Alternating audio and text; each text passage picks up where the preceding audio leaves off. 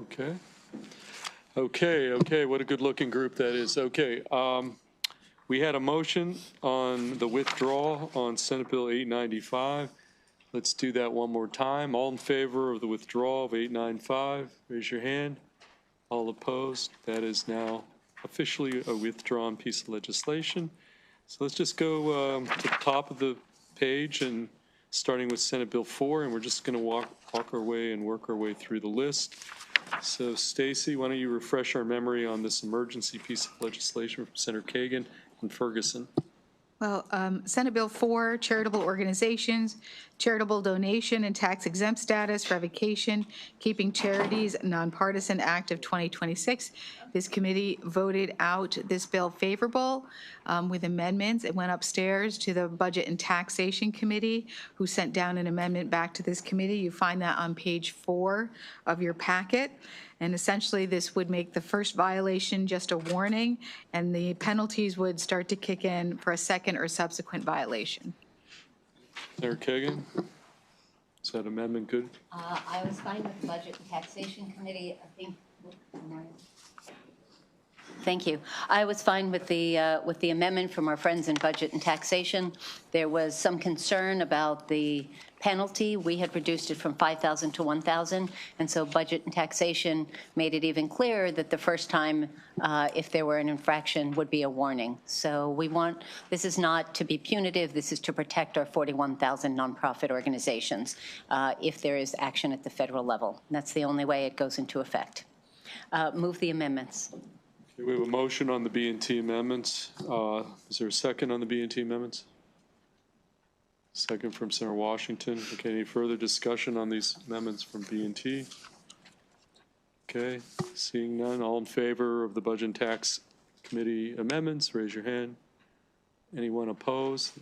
Motion carries. We now have Senate Bill 4 as amended in front of us. Is there a motion? Move to favorable as amended. Okay, Senator Kagan, the sponsor, moves SB 4 as amended. Is there a second? Senator Harris is second. Discussion, questions? Okay. Yes, Senator Brooks. Yeah, on the bill, if a pastor were to, from his pulpit, endorse a specific candidate, would that be considered a violation? This bill, yes. It would be. Okay. Yes. Okay. Now, there was an argument about the fact that the pastor would not be a 501c3. It would be the church, and this would make reference to 501c3s. Mm-hmm. But it still would be a violation.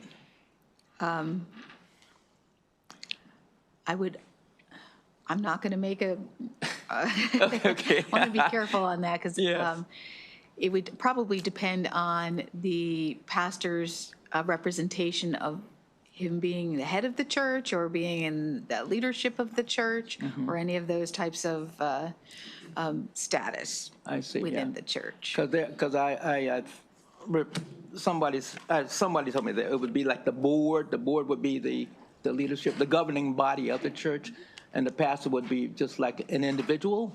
And right, the First Amendment rights. Would that violate the spirit of this law, which saying, yes, the pastor can do it, but the board can't get up during a service and say it? That might be a little bit of a roundabout way of. I see. Yeah. Okay. All right. Thanks. Can we just, sponsor, Vice Chair Kagan? Thank you. So everything Stacy said was spot on. I just want to say, today that's not okay. And if this bill passes and the Johnson Amendment is removed, it would still not be okay. So there's no change. Having said that, the pastor on his or her own time can endorse, can volunteer, can donate, can raise money, can tape a TV ad. All of that is legal today, speaking as an individual, and all of that would be okay if this law this bill were to become law and go into effect. No change. Thanks.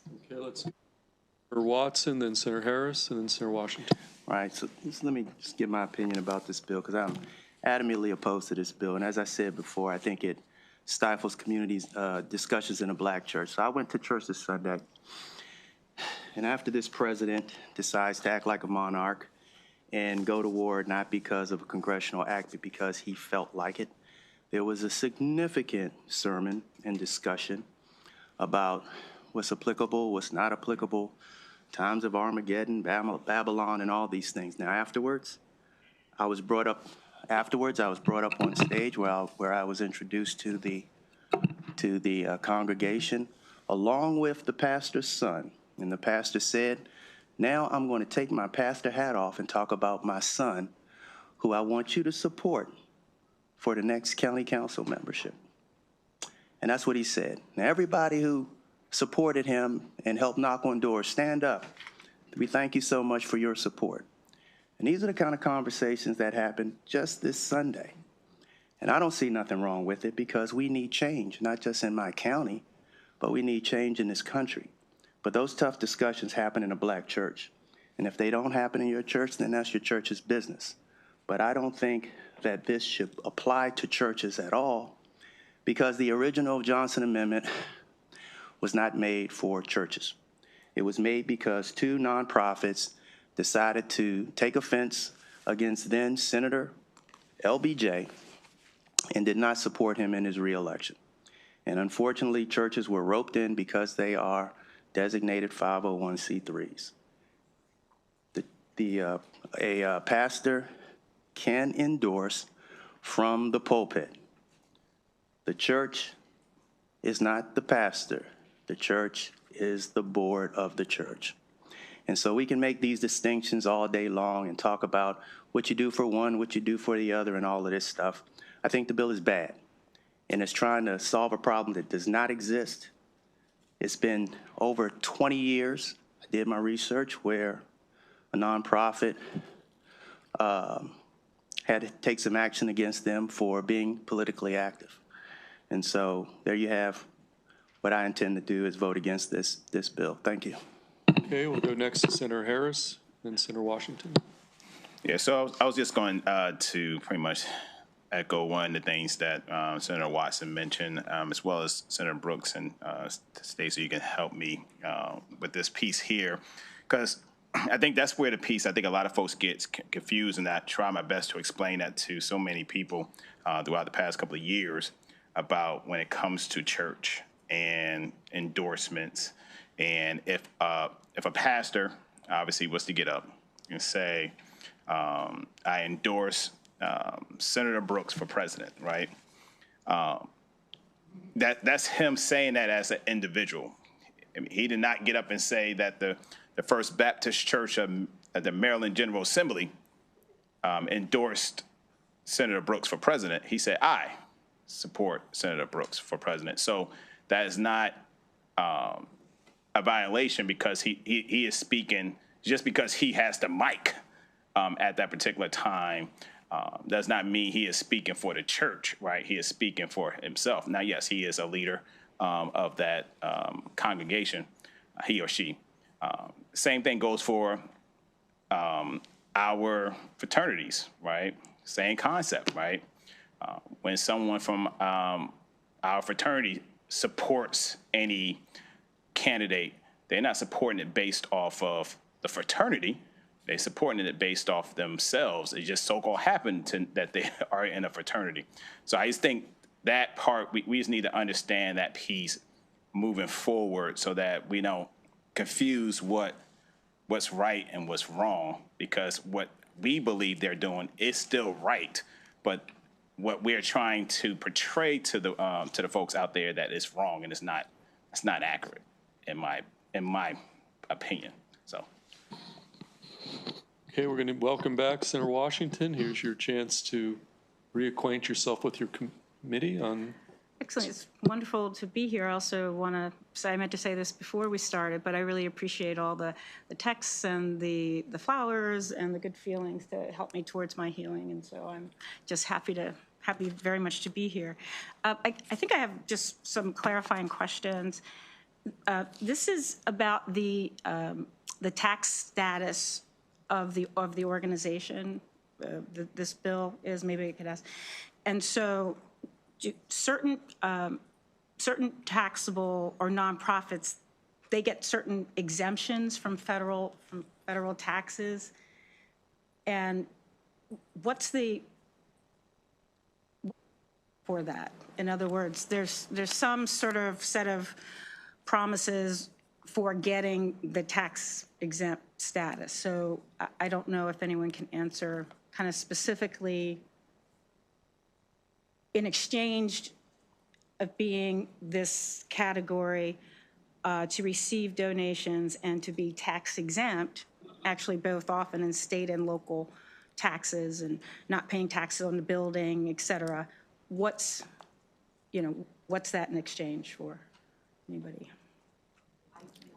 That's not your. An expert on tax law. I Okay. mean, really, I just am not. So the understanding is that you're exempt from paying taxes on certain income that you receive from the donations and whatnot. So In exchange for, for complying with the requirements of federal Internal Revenue Service Code. so if an entity chose to not accept that tax exemption or that status, it could do what it. You wouldn't file under that provision, and you Right. wouldn't ask for that exemption if you wanted to be taxed. Right. So even though in some, I guess in some contexts, we've linked money to speech, that's not exactly what's going on here. This is about the building itself and the taxable items, right? I mean, what the entity that's being taxed or paying taxes. So what my research on this said was that Congress said you're not prevented from speaking, but Congress doesn't have to subsidize it. Right. That is the deal here. If you Right. choose to speak politically or engage in the political process in the way that is contrary to what the Johnson Amendment says, Right. then you do not qualify for the tax exempt status. Right. And therefore, you are also subject to other penalty provisions. So exchange is essentially too, it's about sort of being a nonpartisan entity. In exchange for that, you get a tax. We get tax. The rates. tax benefits flow from whatever the requirements in your law. This is kind of ancillary Yeah, to yeah. that. It's Yeah. not saying that these organizations choose to do this. They have a specific mission. They choose that mission to focus on that mission. And the purpose of the Johnson Amendment, from my research, was that they were supposed to focus on that mission. And this was a very ancillary part of that. They don't want, a lot of people say, if your mission is to feed poor people and you want donations that aren't taxed, then the purpose of the organization shouldn't get donations to flow through for political purposes, Right. but to be focused on that mission. Yeah, yeah. And so it's really so I think we've come across this as well in funding after-school programs that operate in churches or all that. It has to be really clear that whatever activity occurs in the assets or facilities owned by the tax exempt, that all activities within that building should comply with the law. Is that? I don't know. No, I'm just saying, is that your thought? I wanted to get with the. Yeah. So this isn't, again, this is, in my view, this is about the kind of historical relationship. And yeah, you can say black churches, et cetera. But it's about the state recognizing that there is a benefit to supporting the activities of churches or synagogues or any number of nonprofit organizations, that the work that they do benefits society. Part of that is an agreement that they will do certain activities that have to do, as you say, with that mission. And therefore, entities that wish to engage in other activities, it's my understanding they create something like a C4, they create some other entity to allow it to engage in political activity, lobbying activity. That's correct? Okay, so for me, I think this is a clarification and making it, really clear. I would really not like this.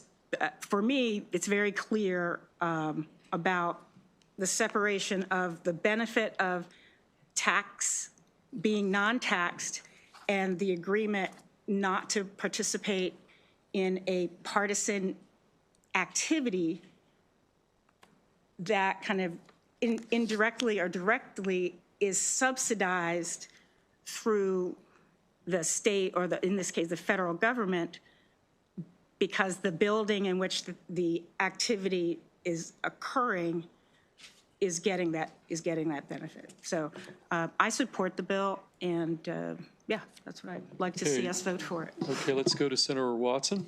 Yeah, just the last thing, because I don't even think you guys are appropriately categorizing what a church is. Church isn't your standard 501c3, and when you just think it's a standard mission like any other nonprofit, you're grossly mistaken. The job of any church is to use the Bible as their doctrine or whatever their guiding document is, and be very public about it to the congregation to let you know what you're doing right, what you're doing wrong, help guide you along the right path in their opinion, and to highlight, those things that you should be doing, those people you shouldn't be around, those people you shouldn't be supporting, and those people you should, those people you want to follow, those people you shouldn't follow. That's what a church does. And that doesn't fall under the confines of your standard nonprofit that's, raising money to save whales and all that stuff. I just got to go on the record. This is a bad bill. It's bad for black communities. It's bad for black churches. And I'm going to stand by it 100%. Because if you don't know and you haven't been to a Bible study and listen to what goes on in the church and what we talk about and the transgressions that this president has made and those underlings he has around him and the things that they've put on our communities and our immigrants, and not speak to it and say we oppose this person specifically from being reelected, we're not doing our jobs. Thank you. Okay, Senator Washington. Okay, wait, well, let's go to the vice chair and then we'll go to you, Senator Washington. Okay, I was just going to go, I'm happy to go last if you have something quick, Senator Washington. No, go ahead. Churches are formed as 501c3s. So churches that form as 501c3s do so because, in addition to their other mission, have additional financial interests, et cetera, that they wish to have be counted as non-taxable. So again, to clarify, the storefront, any church, not all churches are organized as 501c3s. So to assert that this is somehow an attack on all mosques, synagogues, temples, it is just not, I think, correct. So thank you. Okay, Vice Chair Kagan. Thank you, Mr. Chair. Just in closing, as some of you know, because I found it so inspiring, I just finished Senator and Pastor Raphael Warnock's book. He heads the Ebenezer Baptist Church, the historic Ebenezer Baptist Church, and he's a U.S. Senator from Georgia, and he's an extraordinary leader. And one of the things he talked about, the quote that he has on the danger of repealing the Johnson Amendment, which has been law for 72 years, quote, ending the law opens up a can of worms that would undermine the church's moral authority. He talks about how health care and voting rights and economic opportunities and a need for every child to have a chance regardless of their zip code. Some people call it politics. For me, I call it the values of the gospel. We're going to go back to Senator Watson, then we're just going to do an up or down vote. Mr. Chair, look. We got to do up or down vote. Okay, But Senator look. Watson, you got the last one. Raphael Warnock does not speak for all black people, period. No, I'm not saying that I do, but let me read what was written in Maryland Matters, since you asked the question. In proposed settlement filed last week, the IRS agreed that churches and other houses of worship should be allowed to formally endorse political candidates without endangering their nonprofit status under the tax code. And that is with respect to the ruling and the consent decree that the IRS made. Now I'm done. You can pull that up. You can go to Maryland Matters and search for Johnson Amendment, and that article will pop up for you. Thank you. We've had a nice, robust debate, and this will be a roll call. None of this hand stuff. Okay, does anyone want to put a motion on the table, one way or the other? Okay, we got a motion from the sponsor, second from Senator Washington. Okay, Lamoria, just take the roll. All right, Senator Kagan. Aye. Senator Kagan, yes. Senator Hester. Yes. Senator Hester, yes. Senator Gallion. No. Senator Gallion, no. Senator Watson. No. Senator Watson, no. Senator Attar. Yes. Senator Attar, yes. Senator Harris. Senator Harris, no. Senator Brooks. Yes. Senator Brooks, yes. Senator Carozza. No. Senator Carozza, no. Senator Washington. Yes. Senator Washington, yes. Senator Feldman. Senator Feldman goes yes. Bill passes. Sure. Thank you, Mr. Chair. Yeah, I think that there's a separation between the church and then the individual. Church is 501c3, and individual cannot be a 501c3. So that distinction is there. But I did, I wouldn't say make a promise, but I try to stick with, well, I just, stick what I said I'm going to do. Thank you. Okay, let's move to the next bill, Senate Bill 35. Devin, it's one of our designations from Senator Jackson. Senate Bill 35, State Designation, State Natural Science Museum, Natural History Society of Maryland. This bill designates the Natural History Society of Maryland as the State Natural Science Museum. There is an amendment on page 5 of your packet with a reprint following. The amendment is technical. Okay, what's the, I'm sorry, what the amendment does what? It's technical. It's technical. It adds Okay. sciences. Is there a motion on the technical amendment from Senator Harris? Second from the Vice Chair, technical amendment. Okay, all in favor of the technical amendment, Senate Bill 35, raise your hand. Anybody opposed? Okay, amendment carries. Senate Bill 35 is amended. It's in front of us. Any? Okay, Senator Harris moves the bill as amended. Senate Bill 35, is there a second? Second from Senator Brooks. Discussion. Okay. Yes, Senator Gallion, Senate Bill 35 as amended. So we have this discussion kind of every year when we get to this point, how many of these things we're going to move. Is this the first amendment or most likely I mean, I don't know how it's determined what moves and what doesn't. It has to be on the docket so many years and then it finally gets to move. But we still don't. Well, yeah, we don't have the clarity on that issue that perhaps would be nice to have. This is one that the House has already passed, and we sort of came to a little bit of an agreement, at least one bill that if both sides would be on the same page, we would move that. And then there's a couple others that this won't be the only one we move, so there will be a few others. But you know, you can vote no. We have folks on this committee who don't like any of these bills, and I get it. There was an article in the Maryland Matters on this very topic yesterday. I was quoted. So You had a long quote there at the end of that. I did have a quote. We had people singing songs. I mean, we got a lot of these. So I have no, we get a lot of the bills each year, and we pick a few, and that's kind of the best answer I can offer you, Senator Gallion. So, you know, up or down. We could, okay, in light of that, we're going to do a roll call on this one. Senate Bill 35 as amended. All right, Senator Kagan. Everybody can vote however they want.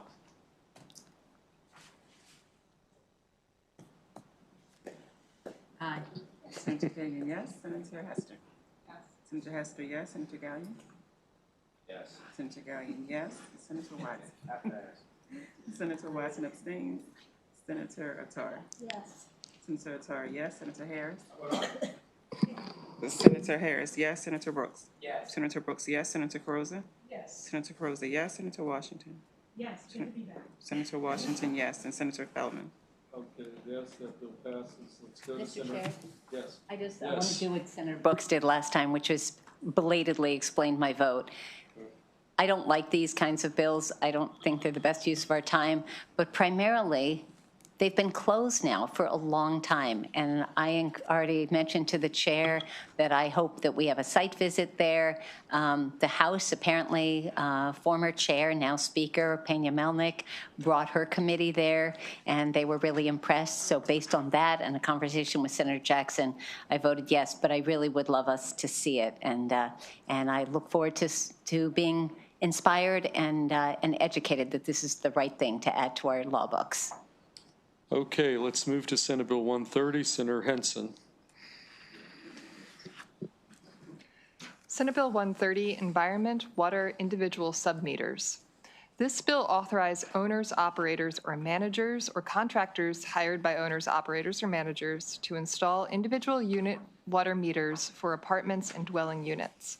An owner or agent that uses the installed meter to provide bulk water charges is prohibited from imposing any water or sewerage costs on a unit other than the actual charges imposed by the water service provider. Among other provisions, the bill also, 1, requires an owner or agent to maintain certain records, and 2, prohibits any unpaid water bills from being considered as unpaid rent in an eviction proceeding. There are amendments in your bill packet. The amendments start on page 9. The reprint starts on page 13. This is an amendment being offered by the bill sponsor, Senator Henson. The amendments alter the bill's applicability, submetering requirements, tenant remedies, and requirements for landlords. Specifically, the amendments expand the bill's applicability to include mobile home parks, clarify eligible costs that may be imposed on a submetered unit, strike requirements related to leak detection monitors, establish processes for continued billing in the event of a malfunctioning submeter, establish a private cause of action as a potential remedy to a tenant complaint about a submetered unit, and establish requirements applicable to landlords that require a tenant to make payments for submetered water or sewer service to a third party. Okay, do we have any questions for April on the Henson amendments? Yes, Senator Carosa? I was going through the bill file, and I noticed that there were favorable with amendments from NAIOP and the Maryland Building Industry Association. Are these amendments reflect the amendments that they were supporting? I believe largely, I know that AOBA still wanted one additional amendment, but otherwise was on board. But yes, and these amendments reflect what was passed by the House as well.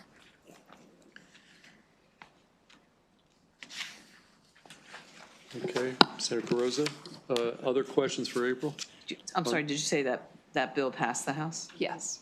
And what was the vote? I'm sorry? What was it?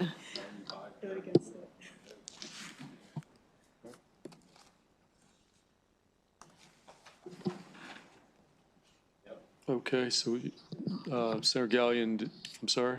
Okay, to the extent it's relevant to our vote, that it sounded like it was a party line kind of vote. Okay, additional questions for April? Okay, Vice Chair Kagan. Thank you, Chair. I'm trying to read the bill and read the amendments. April, if I remember correctly, Senator Henson brought us a mobile home park bill, and this bill, Senate Bill 130, came in, it looks like apartments, but as amended on page 9, we're kind of merging her two bills together? No? No. Okay. It's a separate bill that deals with water quality testing stuff. This is dealing with essentially a utility bill. It sets out sort of standards and parameters around landlords or mobile park owners who choose to have submetered water and sewer services. And it's very similar to, it reflects current law on energy, electricity submetering, basically. Thank you. Okay, any additional questions for April on the, right now we just have the amendments in front of us. Okay, Senator Washington moves the amendments. Second from the Vice Chair. Any discussion on these amendments? All in favor of the amendments, raise your hand. All opposed, amendments carry. We've got Senate Bill 130 as amended in front of us. Is there a motion? Okay, Senator Washington. Senator Harris, you had a question? I have a question. Okay, let's take questions now. So a quick question on the actual bill, and I'm pretty confident, well, I'm taking my confident part out. It's just interesting. It has to be a typo. Page 15, line 31. So I'm going to start at line 29, however. It says the owner, operator, or manager of an apartment, house, or mobile home park or contractor hired by a owner, operator, or manager may collect an additional service charge not exceeding $1 per unit per month to cover administrative costs and billing? $1? What are we getting for $1? Is that meant to be $10? Is it missing a zero? Not. Again, this is the current version of the bill. This is identical to the rules for submetering for electricity and gas. So the thought was to keep it parallel to those current rules. And so that's just for the service charge on top of, what you're actually paying for the water or sewer service. Okay, $1. Okay, additional questions for April? Okay, well, we did have a motion from Senator Washington favorable on the bill as amended. And was there a second on the Henson bill? Vice Chair did second it. Further conversation about SB 130 as amended? Okay. All in favor, SB 130 as amended, raise your hand. Anybody opposed? Okay, we've got Gallion and Carrozza in the red, so that bill does carry. Okay, let's, here, before we get back into, because this one I think maybe take, the next 132 I think will take a little more time. Let's just try to go through some other ones that may be less controversial. Not even controversial. Okay, here, let's just go to 132. Let's be bold, come on. Let's just do it. Let's rip off the Band-Aid, let's go. Okay, Stacy, emergency piece of legislation, Here we Senate go. 132. Senate Bill 132, election law, affiliating with a party and voting unaffiliated voters. This emergency bill authorizes an unaffiliated voter to apply to change the voter's existing voter registration to affiliate with a political party during early voting before a primary election. If an election judge at the early voting center determines that the voter resides in the county, the voter may vote and have counted a provisional ballot for the political party. There is one amendment offered by Senator Kagan on page 19 of your packet with the reprint beginning on page 23. This extends the authorization to change party affiliation to an unaffiliated voter who appears at a precinct polling place on Election Day during a primary election and changes the effective date to January 1, 2027 from an emergency bill. So this will not apply to this year's election. This is no longer an emergency bill. Okay, just on that amendment, anybody want to move? Okay, the sponsor moves the amendment. Second from Senator Washington. Discussion just about the amendment, taking away from emergency, June 1, 2027 effective date. All in favor of that amendment, raise your hand. Okay, all opposed, that amendment carries. Now we have the bill in front of us, Senate Bill 132 as amended. Anybody want to move the bill? So moved. Okay, we got a motion and a second. Discussion, let's talk about this one. Okay, Senator Harris, I recall, last time we had some conversation about the bill. I promise I'm not picking on you. Yeah, this one's a tough one. As I mentioned before, this particular piece here, to me, at the end of the day, the time period is already there for folks to file, to affiliate with a party. Obviously, it's 3 weeks, right? And obviously, things are taking place over the course of months, weeks, getting to that point. Then to allow folks to affiliate the day of election, it's a lot. That's a lot of people, like a lot. Now, I know that we may only be talking about, one person here, 2 people here, but what's the possibility of 1 year that, all million people decide to do this because the law exists. And we see different things take place a lot. So this one is a tough one for me. It's a tough one for me to vote for. I just don't get why we need to change it. Okay, Senator Washington, and then we'll, And you want to respond? thank you, Mr. Chair. I have, Senator Harris, I've been a hardcore no on unaffiliated people voting in a Democratic or Republican primary, feeling very strongly that it's the members of the party who are deciding their candidate. This bill, but then there is the reality that increasing number of people don't affiliate, and therefore in jurisdictions like mine and yours and some others, and that are heavily one party or the other, that primary becomes the election, and then in many ways those who are choosing to not affiliate with a party or another are excluded. I'm supporting this bill only because at the time of election, they are deciding a party. We also allow day of voter registration, so we do go from someone not being voted at all, being able to vote at all, to voting, and that's been a change. So this is what has allowed me to, because they ultimately become a member of the party, or they are registered to the party where they will be participating in that primary. So, Senator Gallion, and then we'll go to the vice chair for. Thank you, Mr. Chair. So if you're a Republican or Democrat, you can't switch from one to the other that day, correct? Correct. And you couldn't switch to an unaffiliated that day? Correct. Okay. So my main concern goes back to what we when we had a discussion a few weeks ago. If you're a candidate for an office and you're relying a lot on direct mail, it's so late.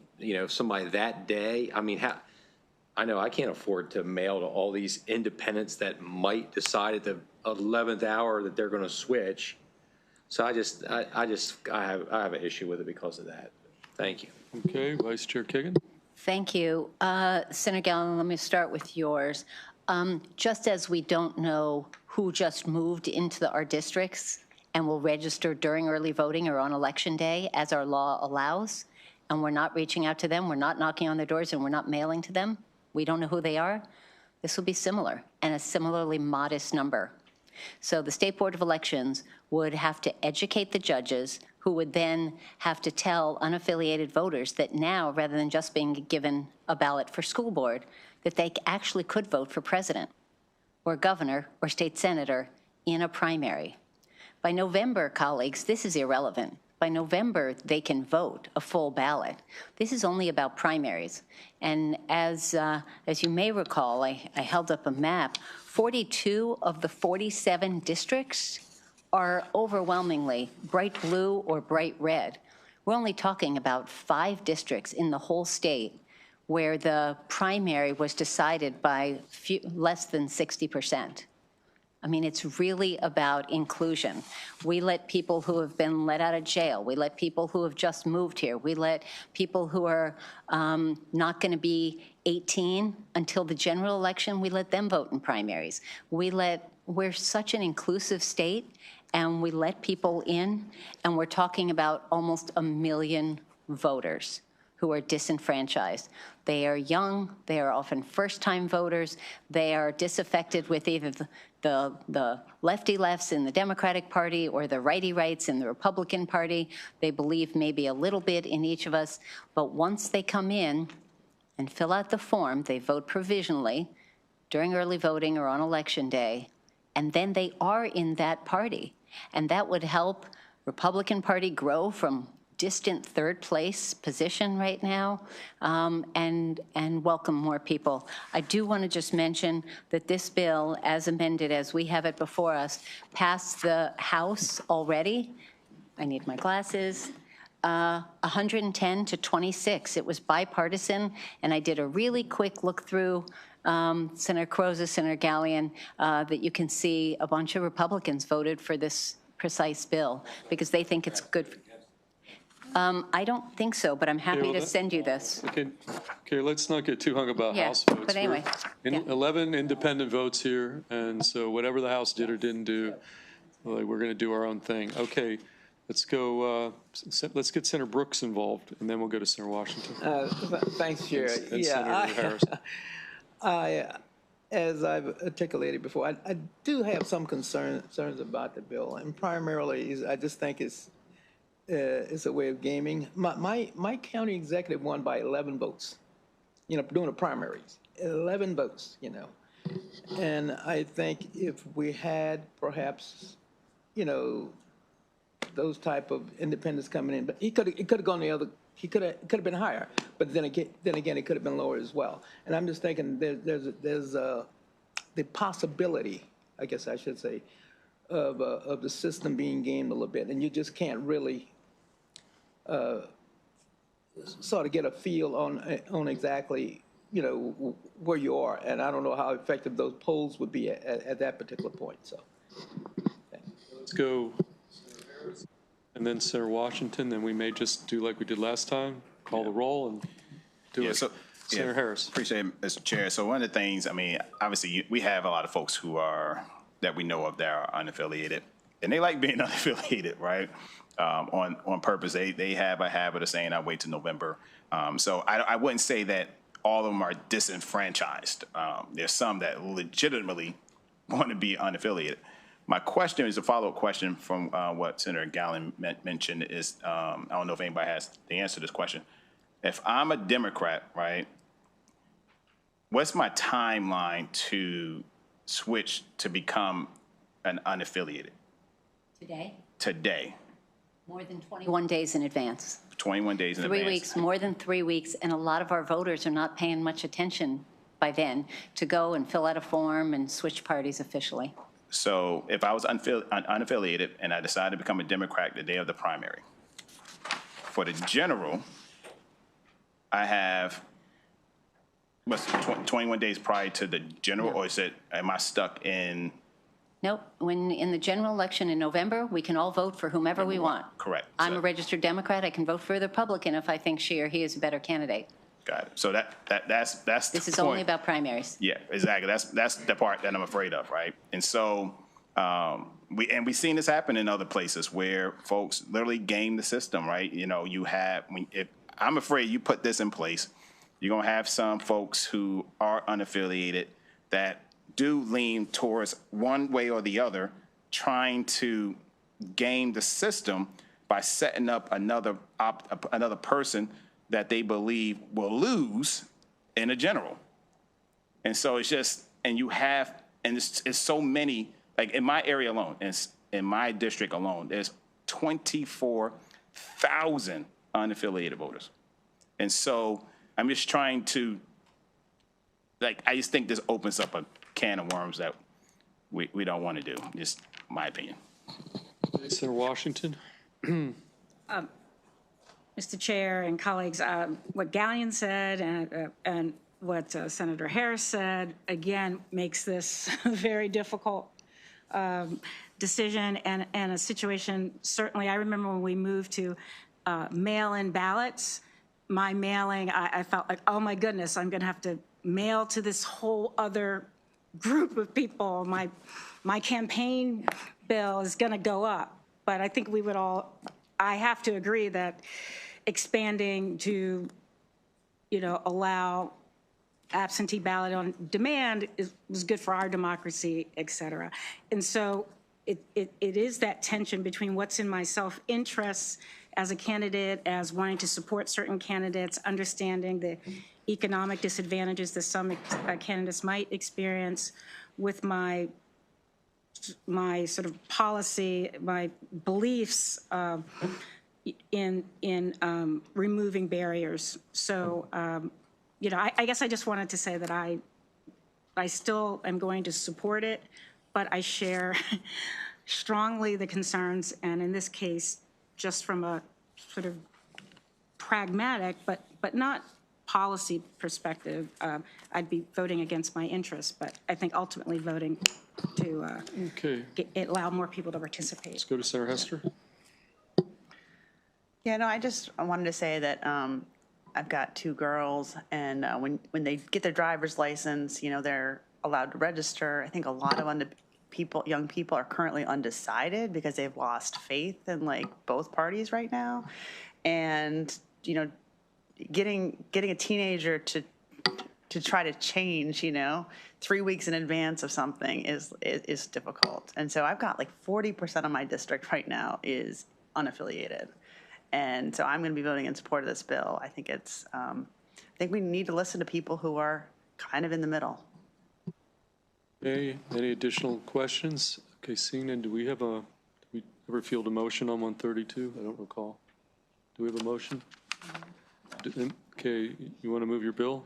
Favorable as amended. Okay, sponsor moves the bills. Is there a second from anybody? Need a second? Second, Senator Tar.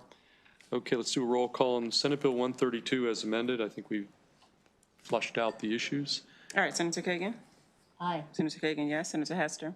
Yes. Senator Hester, yes. Senator Gallion? No. Senator Gallion, no. Senator Watson? No. Senator Watson, no. Senator Attar? Senator Attar, yes. Senator Harris? No. Senator Harris, no. Senator Brooks? No. Senator Brooks, no. Senator Carozza? No. Senator Carozza, no. Senator Washington? Yes. Senator Washington, yes. Senator Feldman? Well, you need 6, right? So, okay, my vote's not relevant. The bill. It should be on the record. Okay, I'll vote yes. 5-5 tie. Bill fails on a 5-5 tie. Okay, let's go to our next bill.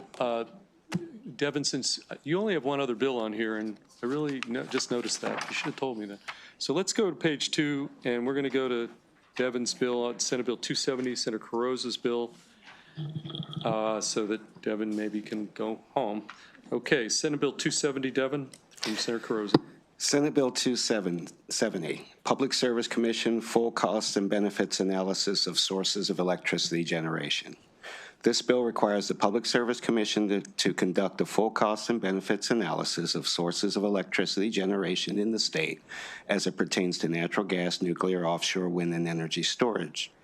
By December 1, 2027, PSC must report its findings and recommendations to this committee and the House Environment and Transportation Committee. There are amendments on page 47 of your packet offered by the sponsor with a reprint following.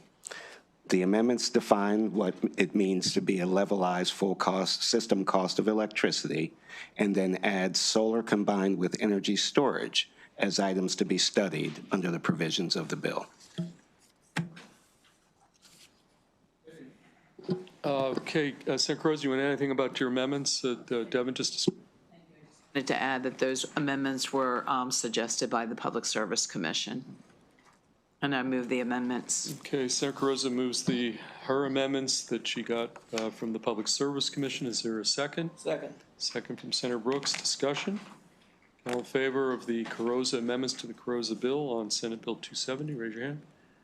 All opposed? The amendment carries. Senate Bill 270 as amended is in front of us. Is there a motion? Move the bill. Okay, Senator Carozza moves the bill as amended. Second from, who was our second? Senator Harris. Senate Bill 270 as amended. All in favor, raise your hand. All opposed? That motion carries unanimously. Good job, Devin. That was very good. Let's go back to the front. Let's go back to front page. Senate Bill 166. April. Senate Bill 166, Shellfish Aquaculture Penalties, Suspension or Revocation of Permit or Registration Card. This bill allows the Department of Natural Resources to suspend or revoke a shellfish aquaculture harvester permit or registration card of a person engaged or working in shellfish aquaculture for knowingly committing specified offenses, similar to authority the department has with respect to those engaged in the public oyster fishery. There are amendments in your bill packet. They begin on page 28. The reprint begins on page 31. The amendments alter the offenses covered by the bill and establish a process for an individual whose aquaculture lease is terminated in accordance with the bill to transfer their lease and remove their gear. That's it? Yeah, say it one more time, April. So the amendments alter the offenses covered by the bill and establish a process for an individual whose aquaculture lease is terminated in accordance with the bill to transfer their lease and remove their gear. Those amendments from Senator Bailey? Those are amendments, sorry, from Senator Bailey Okay, so these are Senator Bailey amendments on that he Senate Bill. worked out with Department of Natural Resources. Okay, that he worked out with DNR. So for what that's worth, Senator Carozza moves the Bailey amendments worked out with DNR. Is there a second? Second. Second, Senator Brooks. All in favor? The Bailey amendments to 166, raise your hand. All opposed? Motion carries. Senate Bill 166 as amended is in front of us. Is there a motion? Is there a motion? Okay, Senator Harris moves 166 as amended. Is there a second? Senator Brooks, all in favor, 166 as amended, raise your hand. Okay, all opposed, motion carries unanimously. Senate Bill 189, April. This is Mason's Law, if you recall the young boy, the pipe, and the brother, and a little bit gut-wrenching. So any event, April, remind us of what the bill does in its current form. All right, so Senate Bill 189, Municipalities, Open Drainage Inlets, Required Grading Systems, Mason's Law. As introduced, the bill requires municipalities to install an approved grading system on any existing open drainage inlet within the municipality by June 1st, 2027. There are extensive amendments in your bill packet. So these begin on page 34. The reprint begins on page 39. These amendments are being offered by the bill sponsor, Senator Lewis Young. The amendments strike the bill's substantive requirements and instead require a municipality on or before July 1st, 2027 to inventory publicly owned existing open drainage inlets and privately owned existing open drainage inlets in the municipality. On or before April 1st, 2028, the municipality must develop a prioritization plan for making improvements to the inventoried open drainage inlets as specified. The amendment also establishes timelines for completing improvements, authorizes municipalities to apply for certain state grants to cost share a portion of their cost, and includes provisions relating to the maintenance and liability for privately owned open drainage inlets. These are amendments that Senator Lewis Young was sort of working on with the various stakeholders, including the municipalities, as well as experts who in stormwater management. So there is, for example, a provision there saying that there's no requirement to retrofit a stormwater drainage inlet if it's determined that doing so would affect the flow rates adversely. Okay, so this bill has been substantially amended. You know, it's very quite different. Again, it's got taken an inventory, prioritizing. It's really trying to get at the issue, but in a pretty different way than the bill as it originally came in. Senator Carrozza. Thank you. So it's more, just to understand the amendments, it's more of an inventory, and is there a fiscal note on this? Well, so these are, the requirement is for the municipalities. So even as it came in, there was no fiscal note for the state. There is, so even under the bill as amended, it's they inventory, they prioritize, but there is a requirement that by April 1st, 2031, that the municipality make improvements to all publicly owned existing open drainage inlets and privately owned existing, so both, open drainage inlets included in the prioritization plan. So there is a deadline by 2031 to make those improvements. Prioritizing both the public and the private. And the private, yes. But the county would be responsible for undertaking, for the cost of those improvements. There is an existing fund that it sort of designates for cost share. Let me find the exact language. I can find the.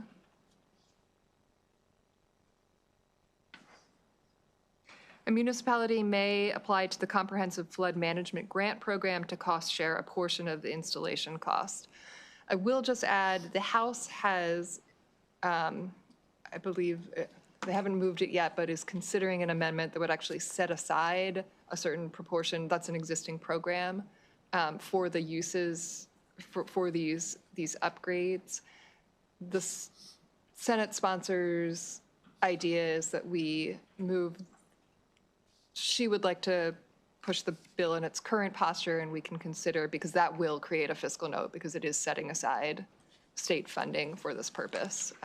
But that's not before the committee right now. So these amendments don't create any kind of state fiscal note. The House may send us something that does. Senator Brooks? Stacy, did you say that the privately owned inlets would be handled by the municipalities? They'd be picking up that cost? Yes, so they would be picking up the cost for the improvements required under the bill. But the bill does specify that any maintenance costs would have to be handled by the private owner. Private, okay, all right, thanks. Okay, Senator Hester? Senator Hester? Yeah. I mean, I'm just reading through on page 42 of the packet. And by the way, if any of these bills, since we're going to be voting again tomorrow, if anybody feels they need to hold any of the bills that were on this list as we go through here, we'll be back at it tomorrow, so that's definitely an option. And then also Thursday, so I'll just put that out there. Senator Hester? Yeah, so I was just curious, page, 42, D near the bottom, it says that they're not required to add improvements, blah, blah, blah, if it would significantly impair the hydraulic capacity of the drainage system. What does that mean? This is language I think they sort of worked out with the engineers basically in these municipalities, where the concern was in some instances that if you install a grading system, it could affect the ability of that stormwater drain to accept all the stormwater that it needs to in a storm event. So this is a determination that would have to be made by the municipality based off of their engineers' recommendations. Okay, and this is basically, I mean, it's also saying that you've got two options, right? You got the grading system or the installation of fencing. What if there is like a third innovative technique? I mean, like, Ellicott City is not a municipality, but if it was, it would be dealing with some interesting big things like an 18-foot tunnel, which I'm sure they're thinking about, but I'm not sure it would fit into one or two. So is there any flexibility for the engineering design of this stuff? Yeah, I believe it. I mean, it says improvements may include, and it's an include. It's not Okay, that makes me feel better. Okay, that's great. Thank you. Okay, anybody else on this piece of legislation? Okay, seeing none. First, we've got to take up the amendments from the sponsor, Senate Bill 189. Is there a motion to move them? Okay, Vice Chair moves the amendments. Senator Harris moves the Lewis-Young amendments. All in favor of the amendments from the sponsor, raise your hand. She's worked out with engineers. All opposed? Anybody opposed? Okay, Senate Bill 189 as amended is in front of us. Is there a motion? Okay, Senator Brooks moves the bill, second from the Vice Chair. Senate Bill 189 as amended. All in favor of 189 as amended, raise your hand.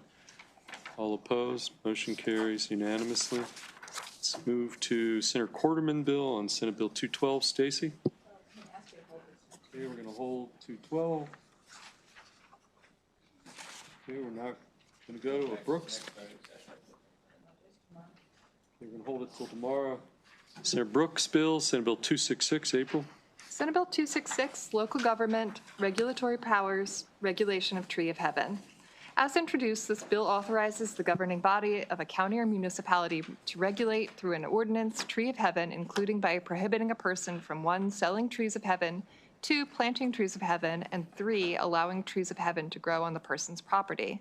The bill authorizes the governing body of a county or municipality to establish a bounty program to incentivize the removal of trees of heaven. The bill also authorizes the governing body of a county or municipality to provide for the enforcement of an ordinance adopted under the bill by requiring any damages caused by a tree of heaven to be mitigated in establishing a civil fine. There are amendments in your voting packet being offered by the bill sponsor, Senator Brooks. The amendments appear on page 43. The reprint starts on page 44. The amendments alter definitions, expand the scope of the bill to allow local jurisdictions to regulate certain listed invasive trees, authorize the establishment of a local native tree replacement program, and establish criteria for identifying and removing invasive species under a program adopted under the bill. Sarah Brooks, anything you want to add to what April did in describing your amendments? Yeah, the bill just broadened the scope, to include the species of invasive trees that are prohibited in invasive plants. So, yeah. Okay, do you want to move your amendments? I move the amendments. Okay, Senator Brooks moves his amendments, Senator Harris seconds it. Any discussion, questions? Okay, all in favor of the Brooks amendments to 266, raise your hand. Anybody opposed? Seeing none, motion carries. Senate Bill 266 as amended is before us. Move the bill as amended. Okay, Senator Brooks moves the bill. Senator Harris second. Discussion. All in favor of 266 as amended, raise your hand. All opposed, motion carries. Okay, we're going to go to Carroza Bill. Senate Bill 285, Stacy. Senate Bill 285, Higher Education Scholarships for Correctional Officers. This bill expands eligibility for the Maryland Police Officers and Probation Agents Scholarship Program to include correctional officers and renames the program accordingly. Correctional officers are subject to the same eligibility requirements and service obligation requirements established under law for police officers and probation agents. There are no amendments. There was no opposition. This committee, we are secondary on this bill. JPR voted unanimously favorably on this bill. Okay, so we have a unanimous vote out of JPR. Okay, Senator Carroza moves the bill. Second from the vice chair. Discussion. All in favor of Senate Bill 285, raise your hand. All opposed? Motion carries. Stacy, we're on the Walt Stryker Bill, Senate Bill 316. Senate Bill 316, Institutions of Higher Education and Elementary and Secondary Schools, Title VI Coordinators. This bill requires institutions of higher education and each local school system to designate a Title VI coordinator to ensure compliance with Title VI of the Federal Civil Rights Act of 1964. The bill also authorizes individuals alleging discrimination in violation of Title 26, Subtitle 7 of the Education article to file a complaint with a local school system's Title VI coordinator, in addition to the existing authorization to file a complaint with the state superintendent. Title VI coordinators at local schools are required to forward any such complaints received to the state superintendent of schools. Senator Wallstreicher has offered an amendment on page 52 of your packet, the reprint on page 54. This amendment strikes the provisions regarding K-12 education. It modifies the duties of a coordinator for higher education and allows an existing designated employee to hold that role in conformance with the provisions of the bill. Okay, questions for Stacy on the Walt Stryker amendment? Senator I didn't know if the amendments addressed some of the informational testimony of the Maryland State Department of Education, USM. It did by striking all of K-12 from the bill. What's that? It did by striking all of K-12 from the bill.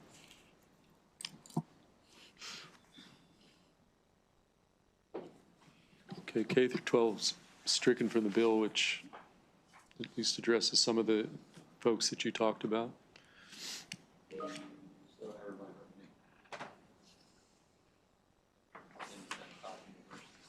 So MICUA's concerns, a lot of this comes down to like cost, because there was additional training requirements and things like that. So there was some modification of the duties to take out training requirements. And essentially, the sponsor's goal here was to have one centralized place where complaints could be filed in higher education. That's his goal, and these amendments reflect that. Okay, any other questions on the Walt Stryker amendment, Senator Washington? Again, I guess I find it hard to believe, and I just want to know if anyone that is of a protected class who's attending any of our state colleges and universities, do you currently not have the ability to file? You do. In fact, you do have the ability. Oh, yeah, absolutely. So what is this bill doing? Again, his concern is that some of these activities are embedded in many different departments across the university. Right. His goal was to create one place where all those complaints could be filed, so that there was never any way that a student or an individual could be passed around to various departments saying, well, this person handles it, this person handles it. Okay. And it doesn't create any new or expanded categories of complaint? No. Okay, all right, thank you. Okay, additional questions? Okay, Senator Caruso moves the Walt-Striker amendment on 316. Second from Senator Harris. All in favor of the amendment, raise your hand. Opposed? Okay, Senate Bill 316 as amended is in front of the committee. It's not before the committee yet. Oh, Vice Chair Kagan, no. Yeah, I have a question, but do you want it moved and seconded first, so it's before us? Yes, then we can have a discussion. Move So- the bill as amended. Okay, and then we have a motion and a second. Now we have Senate Bill 316 as amended. Vice Chair Kagan. Thank you. Stacy, I just wonder, page 55, line 12, and I support the bill. I'm just curious, the Title VI coordinator shall maintain records and reports. If they maintain it but don't share it, are they responsible for sharing anything so that people know how many problems there are and can address them? Like if I keep it in my own filing cabinet and I don't tell you that we've got a problem in our school, in our university? I think that's a generic maintain records. It doesn't Okay. mean that they can't have discussions about what kind of information is provided to them. They can't keep statistics or share it with other people. It doesn't say they're confidential. Right, but there's no requirement to report it to anyone. Nothing specific. Okay, all right, thank you. Okay, Senator Gallion. Yeah, so just rereading the end of the University System of Maryland, they put in their testimony, this critical Title VI work is already occurring in our institutions, which, if that's true, I don't see why this is needed. And then it goes on to say, the system hopes this bill does not require creating a new specifically named Title VI coordinator, as doing so will be challenging given the current budget constraints. So I don't think the amendments don't address that paragraph. If you look on page 55 of your packet, when you look under line 3, where it says an institution may designate an existing employee as Title VI coordinator, again, the concern expressed and decided by Senator Wall-Striker in these amendments was that no additional cost, but in discussions with the institutions, it was his thought that some of this could be spread out too much, could be diffused across too many places, and it would be confusing.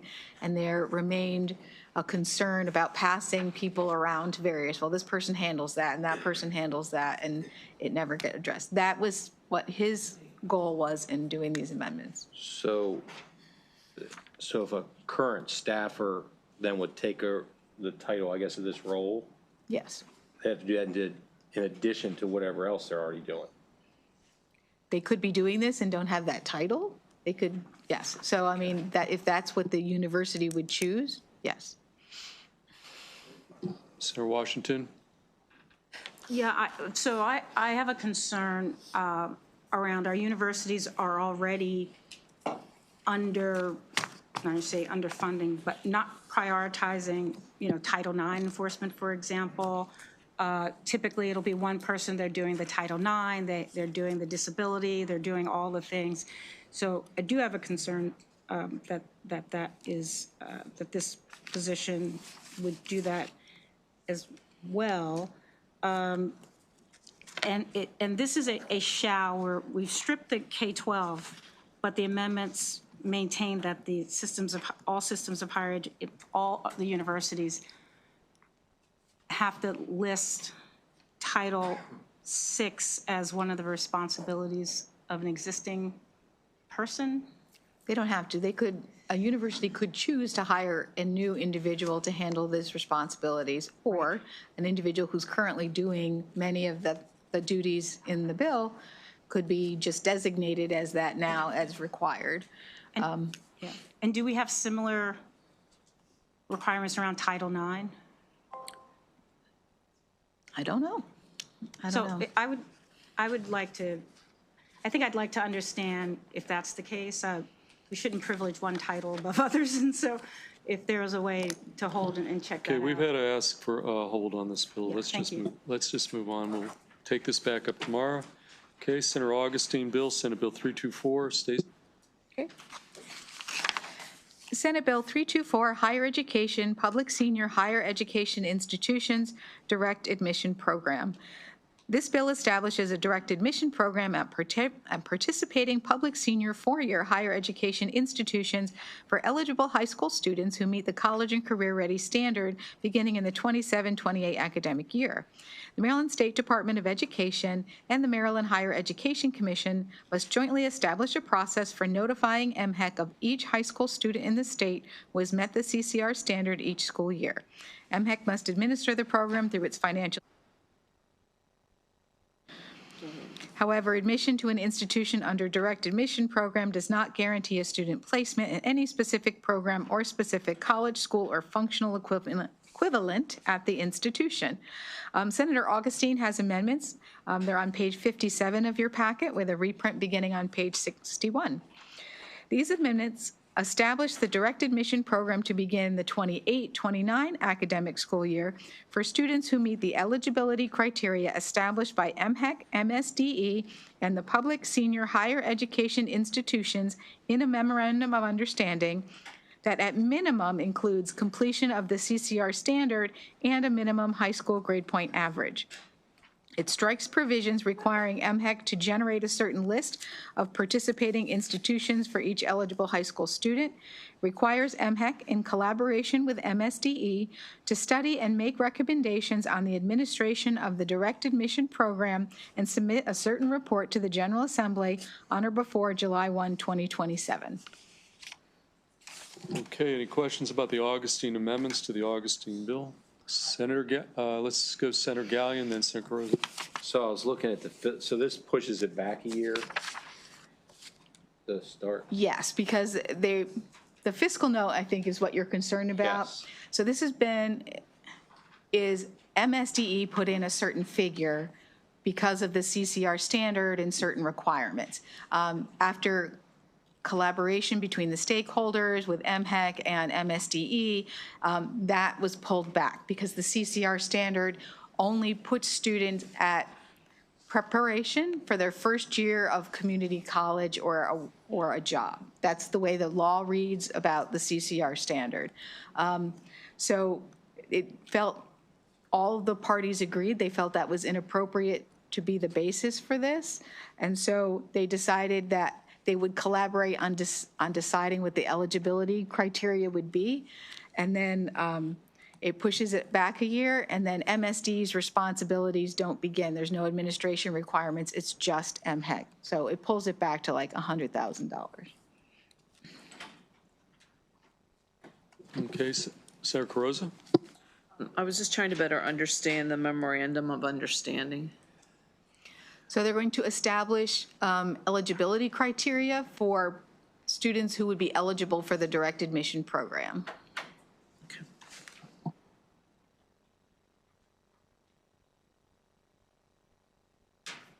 Senator Washington? Thank you, and I'm happy to see the moving back on the timing, and I do think this bill moves us forward towards sort of the goals that was set forth a couple years ago. But I have a question. Do the amendments address the requirement that the Commission's financial aid system and common application to administer the direct admission program? Yeah, and they had an amendment that said, could we do a feasibility study instead? Was that it? That's in there? Okay, good, just making sure. And then list and timeline. Okay, thank you. Okay, additional questions for Stacy? Okay, anybody want to move the Augustine amendments? Okay, second. We got Senator Harris moves it. Brooks second. All in favor of the Augustine amendments on 324, raise your hand. All opposed. Senate Bill 324 is amended as before the committee. Okay, Senator Washington, second from Senator Brooks. All in favor, 324 as amended, raise your hand. All opposed, that bill carries. And we're going to go to another Carosa bill, juggernaut, Senate Bill 486. Senator Carosa, Stacy. Senate Bill 486 Higher Education, Maryland Graduate and Professional Scholarship Program eligible institutions. This bill expands eligibility for the Maryland Graduate and Professional Scholarship Program to include individuals attending the University of Maryland Eastern Shore enrolled in one of the following degree programs: a Master of Medical Science and Physician Assistant Studies, Doctor of Pharmacy, Doctor of Physical Therapy, or Doctor of Veterinary Medicine. No amendments and no opposition. Okay, no opposition, no amendments. Senator Carrozza, is there any motion you'd like to make on this bill? I'd like to move Senate Bill 486. Okay, is there a second? Second. Second from Senator Brooks. Discussion? All in favor of Senate Bill 486, raise your hand. Clean. All opposed? That motion carries unanimously. Senate Bill 507, Stacy. Here. Senate Bill 507, Public Schools, Individuals with Disabilities, Accessibility and Emergency Planning.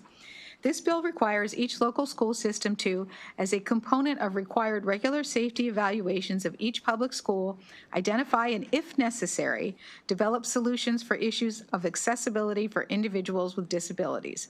Each local school system must, as a component of the required annual reports to the Maryland Center for School Safety, include instances in which a public school facility became inaccessible for a student with a disability in a manner that could impede an evacuation or an emergency response. An annual report to the Maryland Center for School Safety must be disclosed to a member of the General Assembly upon request, but otherwise must be confidential and may not be disclosed. It is not considered a public record and must be exempt from inspection under the Maryland Public Information Act. There is one amendment offered by Senator Zucker. I'm not sure which page that's on. This amendment strikes the provision allowing a report to the Maryland Center for School Safety to be disclosed as a member of the General Assembly on request and the confidentiality provisions. But before anyone gets upset, please note these safety evaluations are already confidential under law and specifically exempted from disclosure under the PIA. So it was kind of a belts and suspenders thing. Okay, belts and suspenders. Okay, well, belts and suspenders notwithstanding, anybody want to move the belts and suspenders amendment or? Clarifying question. Sure. Stacy first. Amendment number 2, Stacy, I'm in the bill on 507. Yeah. We don't seem to have a reprint, but the amendment's on page 66. So a report may be disclosed to a member of the General Assembly on request has been removed. Yes, That seemed odd. it sure did. Okay. I move the amendments. Okay, amendments have been moved by the Vice Chair, second from Senator Brooks. All in favor of the Zucker Amendment 507, raise your hand. All opposed, motion carries. Senate Bill 507 as amended. Yes, so Senator, Senator, do you abstain? No, I'm sorry. Oh, okay, let's take co-sponsor names before we do anything else. Senator Tarr is on the bill, Senator Watson, Senator Feldman, Senator Harris, Senator Kagan. Okay, who does not want to be on the bill? Raise your hand. Mary? Mary, do you want to be on the bill? Okay, everybody will be, well, So I have okay. Attar, Watson, Feldman, Harris, Kagan. Anyone else? And Brooks. Washington. No. Okay. Okay, so all in favor of the sponsor amendment, raise your hand. All opposed, everybody's been added to the bill. Now we've got Senate Bill 507 as amended.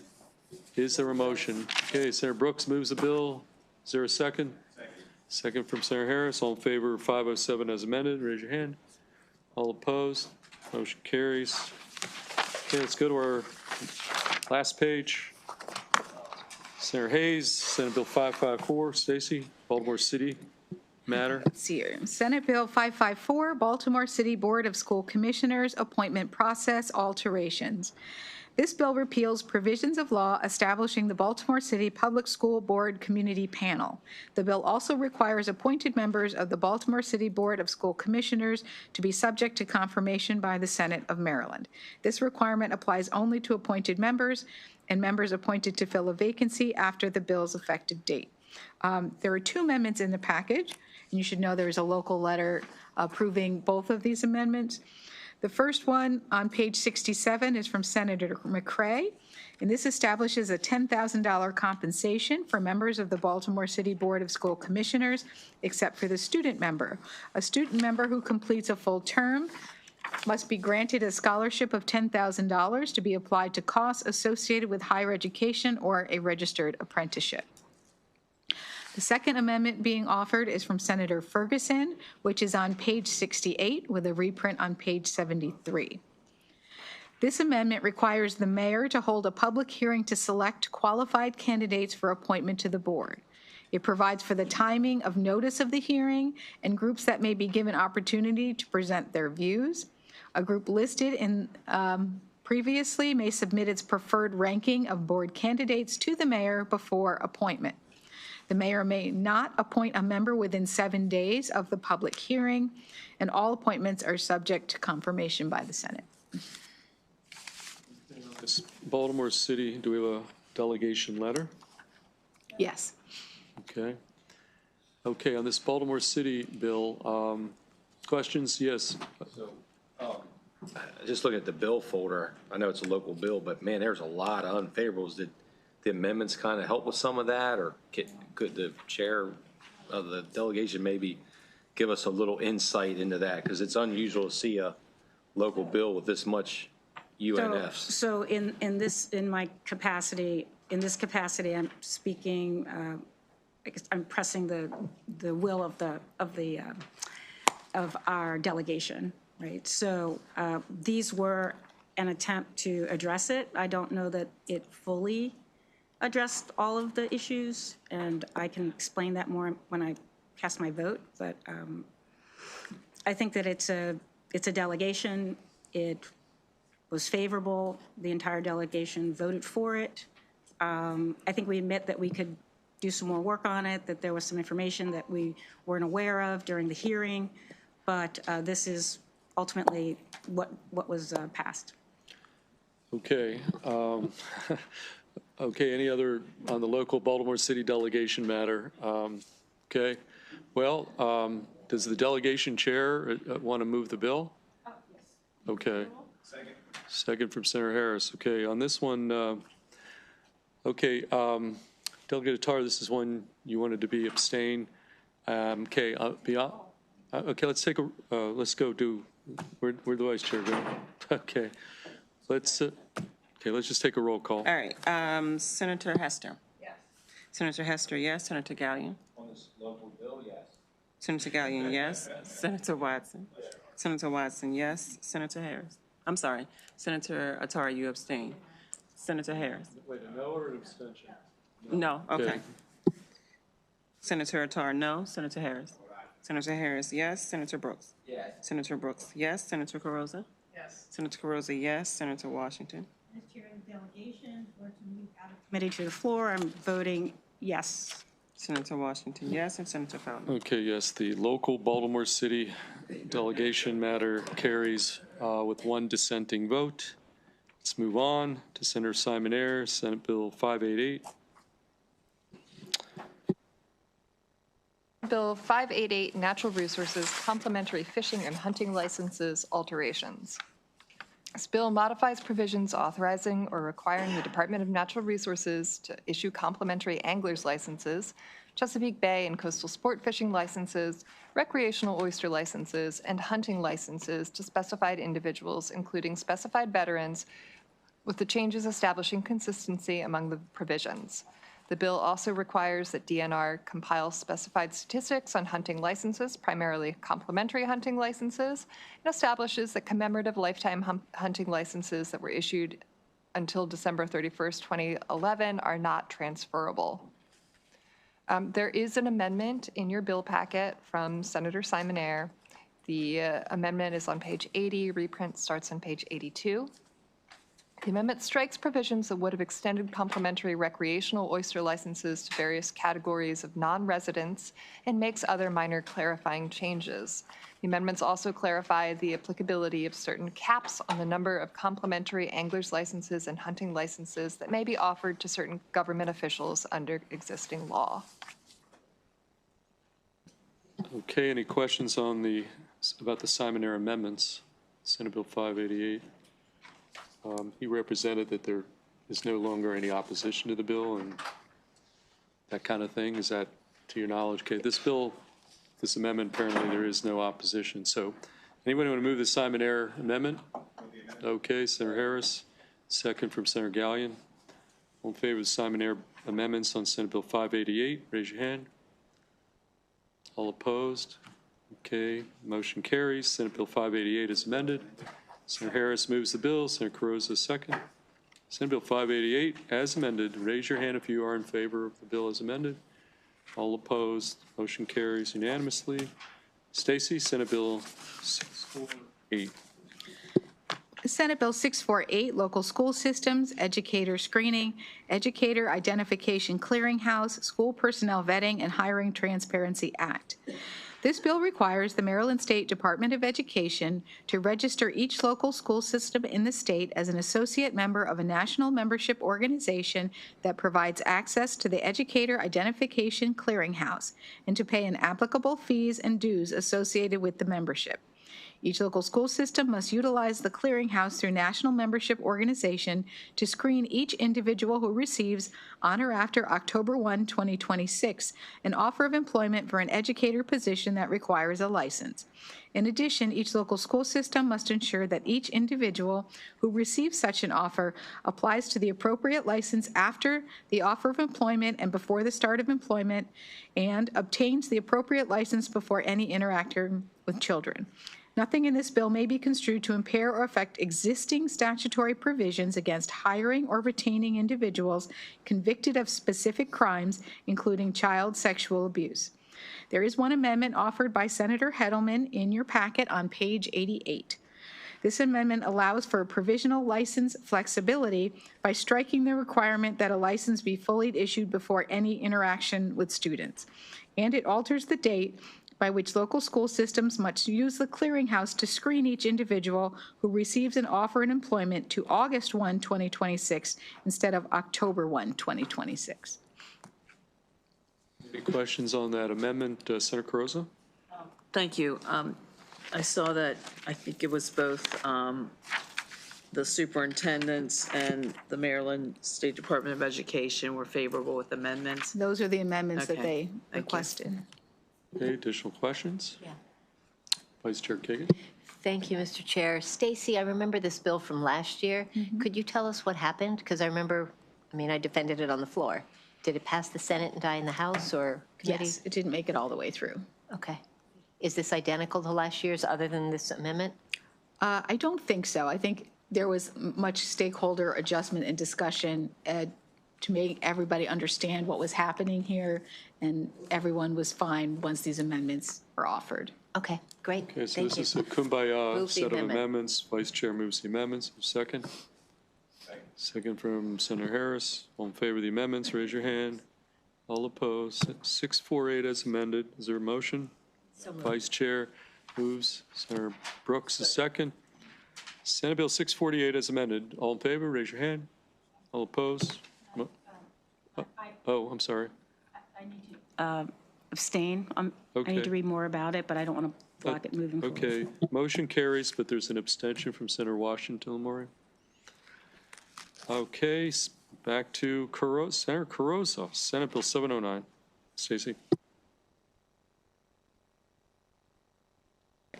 Senate Bill 709, Education, Purple Star Schools Program and Purple Star Colleges Program. This bill establishes the Purple Star Colleges Program administered by the Maryland Higher Education Commission to recognize colleges, including private career schools, that provide strong services and support for military-connected students.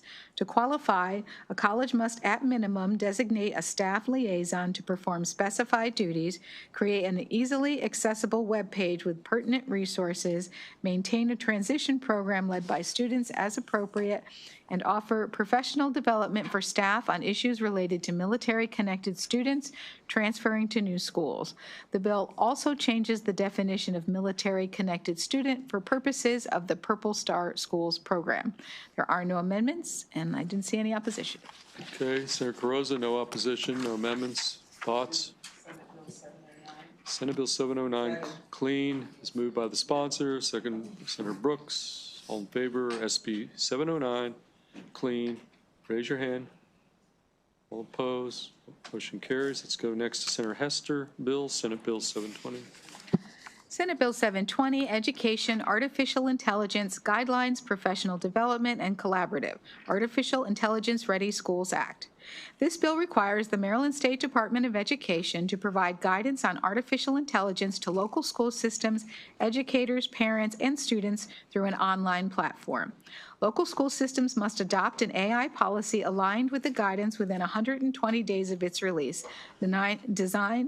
Designate an AI coordinator, and procure AI tools consistent with specified requirements adopted by the Department of Information Technology.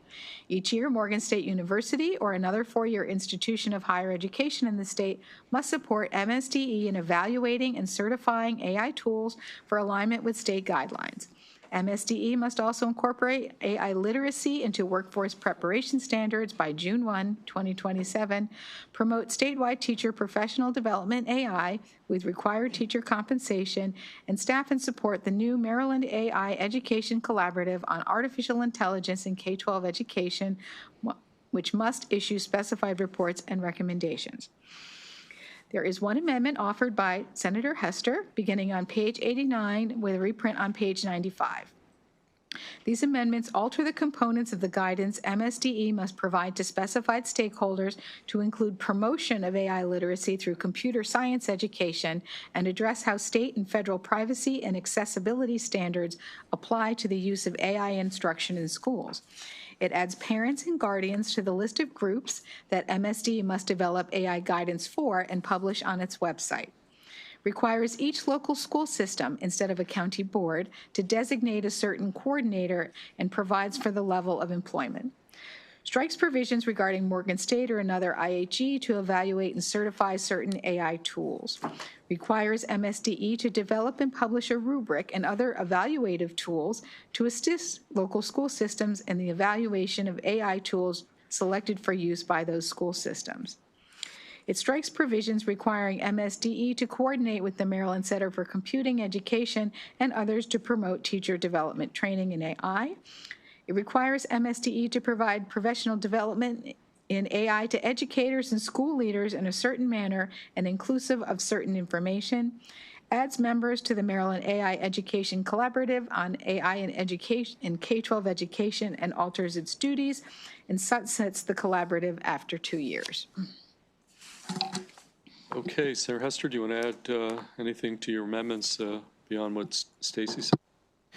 I would just say that with these amendments, it has brought down the fiscal note to approximately $500,000, which is in the budget for this year. Just worked really hard with a bunch of stakeholders over the interim on this, and would like to thank, especially MSDE, but also MSEA and my staff for lots and lots of meetings on this topic. And so I would move the amendments. Motion from Senator Hester on the amendments, second from the Vice Chair. Further questions about the amendments? Okay. Do you have a question? You want to what? Okay, well, first let's take the Hester amendments, then we'll take co-sponsor amendments. All in favor of the Hester amendments, raise your hand. Okay, all opposed, those amendments carry. Who would like to be added to the bill? Raise your hand. Okay, Stacy, take names.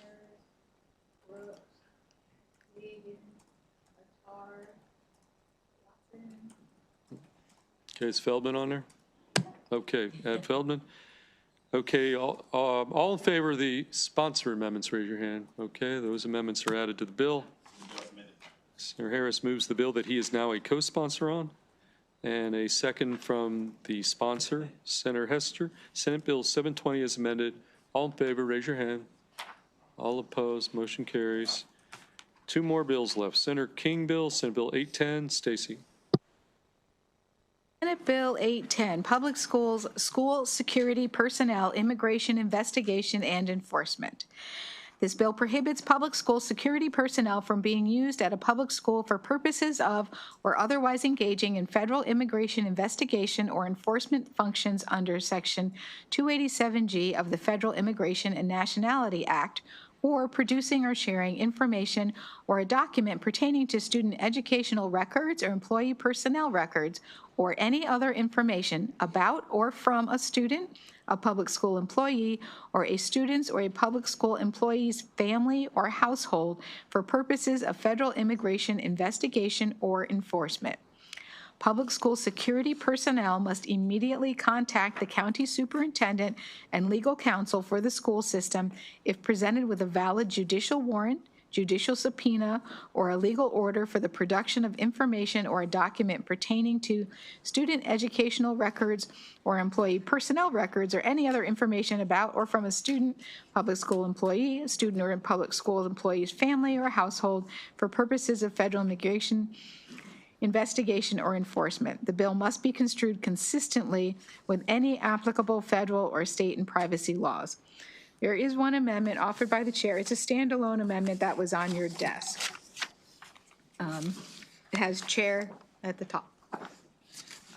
What these amendments do is they add in the definition for county superintendent, judicial officer, and sensitive location, requires certain public school personnel to notify a county superintendent or a county's superintendent's designee if the individual receives notice of immigration enforcement at a school. Expands the definition of sensitive location relating to a public school to include a designated school bus stop or certain school vehicle. It adds the definition of a sensitive location, certain locations that distribute food to individuals in need. And it requires the Attorney General to update certain guidance relating to sensitive locations and immigration enforcement, and requires public schools, public libraries, and units of the executive branch of the state and local government to implement and update certain policies. Finally, it makes the act an emergency bill.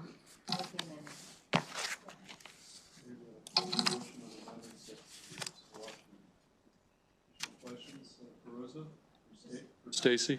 Yeah, just trying to understand, I don't know if it's for the amendments or the bill, but maybe for both. Is JPR a second on this? Yes, Okay. We have it first and they have it second? correct. Senator Harris. Appreciate it, Mr. Chair. Great bill. So quick question, sensitive locations, right? I just want to make sure we understand. So what did you say was included for sensitive locations? Let's see. It expands the definition of sensitive locations relating to a public school to include a designated school bus stop or a certain school vehicle. So does it include parking lots, athletic fields, playgrounds? Let me see here.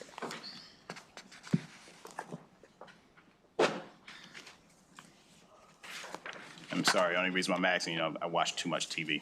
I'm looking. Let's see here.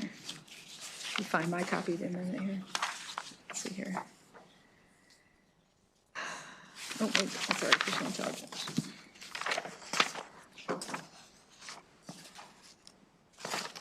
Okay, so it amends an existing definition in, okay. Sensitive location, it says public school is in the existing law, and that's expanded to include school bus stop or school vehicle. Public library, a healthcare facility operated by a unit of the state or local government, a facility operated by the comptroller, a courthouse, or any other location that provides state-funded services related to physical or mental health, education, shelter care, or distributing food to individuals in need. So when you say public school, they generally consider all of the grounds surrounding the public school part of the school. Got it. Yeah, that's vital. Okay, thank you. Okay, additional questions about, we were just on the amendments. We haven't moved the amendments yet, did we? Okay. Senator Brooks wants to move the amendments. Second from Senator Harris. Further discussion on the amendments? All in favor of the amendments, raise your hand. Oh, anybody opposed? Okay, the motion carries. Senate Bill 810, as amended, is in front of the committee. JPR is the second. Senator Brooks moves the bill. Before we do that, Okay. I'd love to be on this bill. Okay, let's take names. Who wants to be on the bill? We've got the Vice Chair, Kagan. We've got Harris, Brooks, Washington. Anybody else? Okay. All in favor of the sponsor amendment, raise your hand. All opposed? Those names will be on the bill. Now we have the amendments and the bill in front of us. Senate Bill 810 as amended. We have a favorable from the Vice Chair, second from Senator Brooks. Discussion? Quick one. Okay, all in favor? Oh, I'm sorry. Yeah, just one quick one. Yeah. So the other thing I realized here, so what happens if there is an immigration enforcement action? What does this bill helps us to, wait, what's the repercussion? What's the aftermath of the? The federal enforcement officers to show a judicial warrant before they can access any of these locations. So essentially, it says it's kind of it's off limits unless you have a court-ordered reason to be able, a warrant essentially, to go in and perform the action that what you're doing. Well. Okay, well, that's true. Current law, I mean, you go in, if you're required to have a search warrant, a judicial warrant, you crash down the door, there are a lot of repercussions, so that this doesn't prevent that. No. Okay, Vice Chair Kate. Thank you, Mr. Chair. Stacy, following on Senator Harris's question, on page 14 of the reprint, lines 14 through, well, up until 19, is that supposed to be fully comprehensive, and is it comprehensive enough? I sometimes try to poke holes in things. I'm thinking of a coach, athletic director, I'm thinking about a librarian. Like, there could be other school personnel that are not included in that. Is this comprehensive enough that those folks will be okay?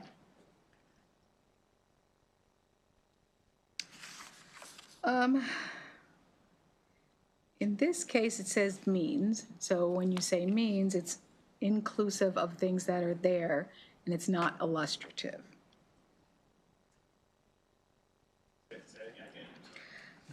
I said it says means. So in this case, when you say a public school personnel means, it only means the items in the list. It doesn't, it's not inclusive, it's not illustrative of the types of people that would mean.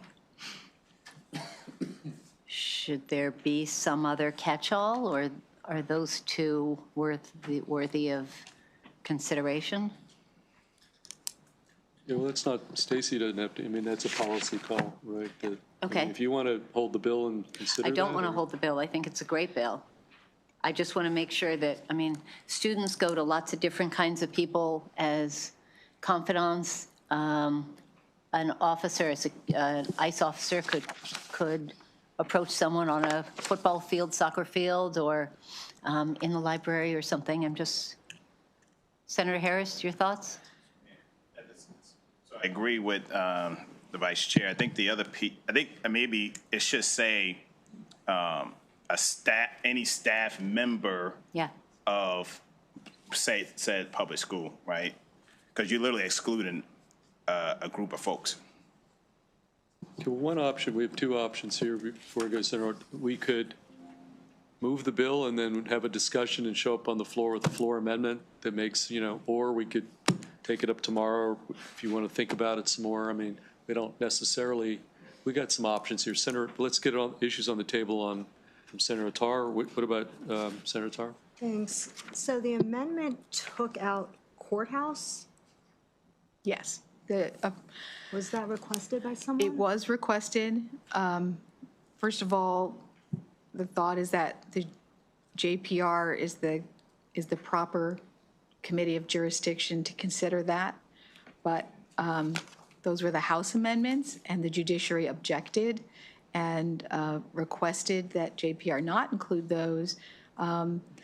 And speaking with leadership, they asked to present anything involving the schools. MSD was very comfortable with the amendments that are in here, and they are very supportive of this, but it was specifically requested to take courthouses out, yes. Okay, I personally would like it to be left in, but thank you. What's the will of the committee? Do you want some more time to think about scope, or what do you want to, what would you like? I'd be the mean one. Yeah, let's hold it. I'm sorry? So I'd be the mean one. Just let's hold it so we. Oh, yeah, the only catch on this was as we get closer to crossover, this still has to go over to JPR. I forgot about that. So the other option is to once we We're the pass lead it. committee, because we could, on the floor, could take a friendly amendment if we could Okay. come up with something, but that's, or you can go to JPR and get them to put it on. I mean, there's a couple different ways of approaching this. I guess I am now to this point about timeline with JPR crossover, and they have to still deal with the bill. Yeah, I think I'm fine with moving it forward as long as we find a way to add that amendment for, because you leave a whole group of folks out with just saying public school personnel. Yeah. Okay, well, unless there's some, I would suggest we move it to JPR. Yes. Either you get somebody on JPR to maybe add something, or on the floor, we're the lead committee, so, either. Change the definition of public school personnel. You could include a more generic individual employed in a public school, which would cover a lot more people than those that are particularly listed. It comes down to means versus includes. Okay. I think what happened is the bill came in a certain way, and when it got amended, it was supposed to be security personnel, which was a very specific thing, meaning only these types of security people. Okay, who likes that suggestion of just broadening out? Okay, do you want to move that amendment? Yeah, move the amendment. I have a question, though, a clarifying Okay. question for Stacy. So we have two options that I heard you say. One is school personnel, just broadly, whatever the words are, and the other could be changing the word means on line 14 to the word includes? Yes, I would Is be there one that's better than a the little other? bit more careful with that suggestion, Okay. especially in this case. Okay. I think if you say an individual employed by Perfect. a public school, I think you would be fine. Perfect. Okay. Okay.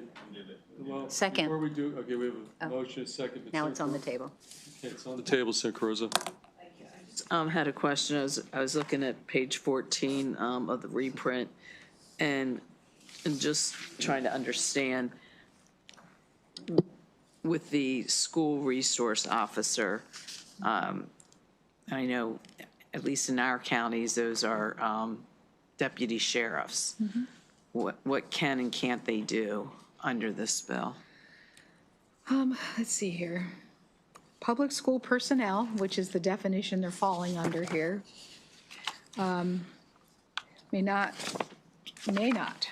be used for purposes of or otherwise engage in immigration enforcement as defined in section 6111 of the state government article at the public school, or except as provided in subsection C, produce or share information or a document pertaining to a student educational records or employee personnel records or any other information about or from a student, a public school employee, or a student or a public school employee's family or household. So they can't share information and they can't engage in immigration enforcement actions. So it pretty much prohibits communication.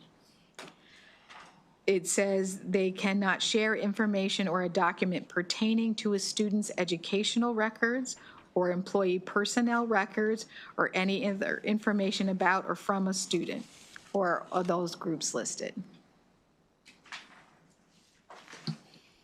Okay, any additional questions? Okay. Okay, we have the amendment, that verbal conceptual amendment. All in favor of that, raise your hand. Broadening it out. All opposed, amendment carries. Any further? Okay, we've got 810 as amended with, amended, sponsor amendments, et cetera. Okay. All in favor of Senate Bill 810 as amended, raise your hand. All opposed. We've got Gallion and Carosa in the red. 8 yes. Final bill of the day, or welcome back, 872 from Senator Mary Washington. April. Senate Bill 872, Reduction of Lead Risk in Housing, Rental Dwelling Unit Definition. This bill expands the regulatory scope of the state's reduction of lead risk in housing law, which applies to residential rental property built before 1978 by expanding the definition of rental dwelling unit. Essentially, the changes apply the lead law to single-room occupancies and shared living arrangements. There are no amendments. Okay, this bill has no amendments. Is there anything you want to add, Senator Washington, before we take it up? And it has no opposition. the owners and the commission came to an agreement on this bill, so I ask for your favorable. Okay, we have a sponsor moving the bill favorable on 872. Second from the vice chair. Discussion? Yes, Senator Gallion. It has a fiscal note with it. Right, so the fiscal note is actually, pull it up, is actually a net positive one, because while the department will be incurring cost to register and inspect additional units, those units will also be brought under the current requirement to paying registration fees. So it's a wash. No. It's basically a wash, yeah. Additional questions? Okay, we had a motion and a second. All in favor, 872 clean, raise your hand. All opposed, motion carries unanimously, and that completes our work for today, guys. And we'll see you tomorrow.